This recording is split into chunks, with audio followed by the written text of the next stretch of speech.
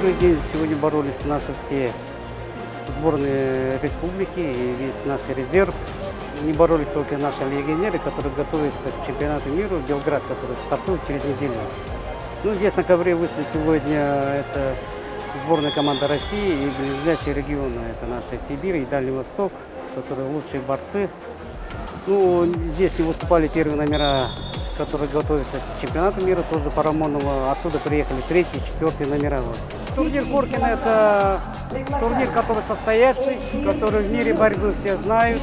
Европейская часть, азиатская часть. И открываем Южную Америку, которые сегодня с корабля на бал приехали с Венесуэлы и из Перу, которые утром рано в 8 утра прилетели и сразу вышли на ковер.